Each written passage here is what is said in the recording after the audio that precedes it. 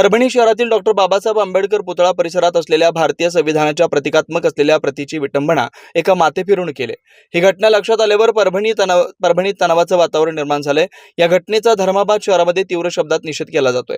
या घटनेचा निषेध म्हणून आज 12/12/2024 गुरुवार रोजी धर्माबाद कडकडीत बंद ठेवला असून तालुक्यातील भीम आर्मी, वंचित बहुजन आघाडी, भारतीय बौद्ध महासभा, सकल बौद्ध समाज, फुले शाहू आंबेडकर अण्णाभाऊ विचाराच्या अनुयायांचा बंदमध्ये सहभाग असून विटंबना झाल्यामुळे धर्माबाद येथील सर्व आंबेडकरी अनुयायाने परभणी येथील घटना जाहीर निषेध करत धर्माबाद शहर उद्या बंद ठेवून मोर्चा देखील काढण्यात आलाय।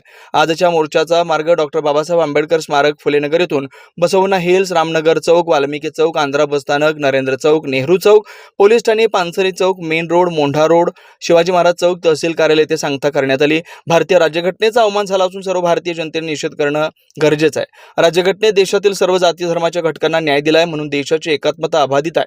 जातीवादी मानसिकतेचा अज्ञानी जे नीच कृती केलंय त्याचं कठोर शासन झालं पाहिजे। भविष्यात कोणत्याही महापुरुषाची विटंबना झाली नाही पाहिजे। महापुरुषांचं कार्य कोणत्या एका जातीपुरतं मर्यादित नसतं, याचं प्रबोधन होणं काळाची गरज आहे।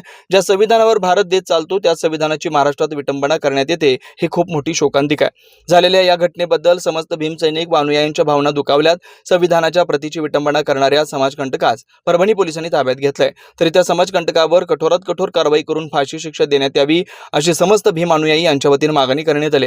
त्या समाजकंटकाला असे कृत्य करण्यासाठी कोणी सांगितलंय याचा पण तपास करावा, यासाठी तालुक्यातील बौद्ध अनुयायी व सर्व धर्मातील संविधानप्रेमी लोकांनी प्रचंड मोठ्या प्रमाणात मोर्चा काढून आवाहन केलंय। गिरमाजी सूर्यकार, जनसबूत न्यूज नेटवर्क, धर्माबाद।